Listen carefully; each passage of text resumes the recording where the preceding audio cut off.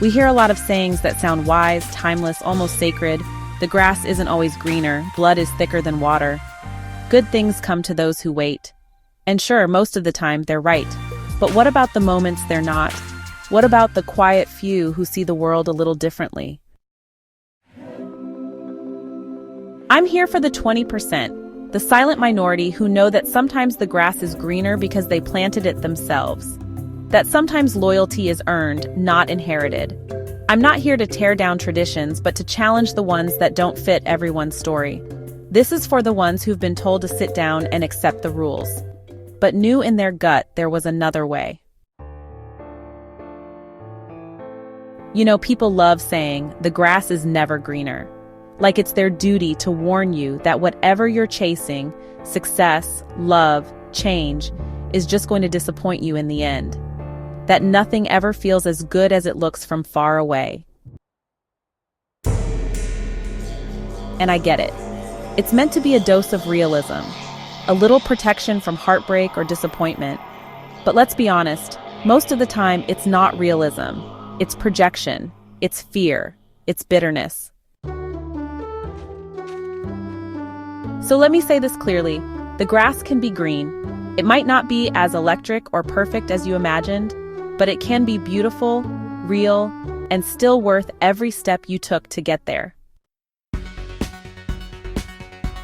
I'll give you a small story, nothing dramatic, but it taught me something. There was this perfume.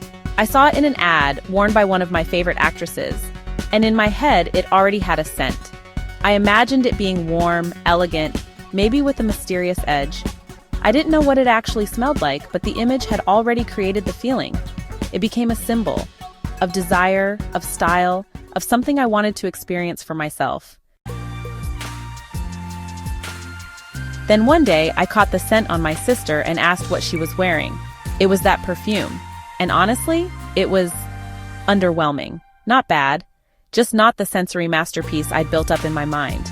It didn't match the fantasy I had created. It was just fine.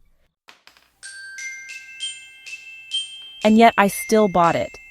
Something in me still wanted it.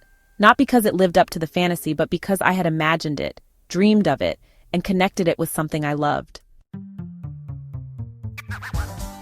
I wear it now, knowing it's not what I thought it would be. I didn't fall in love the way I expected, but I don't regret it either. That perfume is a small reminder that sometimes the things we chase won't feel as epic when we get them. But that doesn't mean they're worthless. It doesn't mean we were foolish for wanting them. And yes, that's the lesson. Sometimes the thing you've built up in your head, whether it's a job you've worked years for, a relationship you've longed for, or a version of life you thought would change everything, won't feel the way you hoped when you get there. The spark might be quieter. The wind might feel less like a firework and more like a quiet nod. But that doesn't mean it wasn't worth it. It doesn't mean you were wrong for wanting it. The real trap isn't the feeling of letdown. The trap is believing that letdown means you shouldn't have wanted it in the first place. So yes, chase what you want. Go after the job, move to the new city, fall in love, buy the damn perfume. But do it with your eyes open. Know that even when you get what you want, you might still feel a little off, that it might not fix everything or feel like a movie scene. And that's okay. If you prepare your mind for that the arrival might feel quieter than expected, you'll be all right. It might sting, it might surprise you, but it won't break you.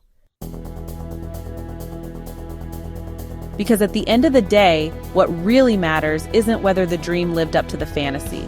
What matters is that you had the courage to dream at all, that you moved, that you reached, that you learned what it really felt like.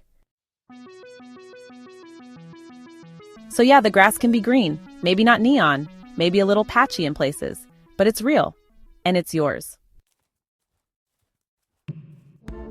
Just be ready to mow it sometimes. If this message made you think, subscribe and share it with someone who needs to hear it. We're building something different, and it starts with you.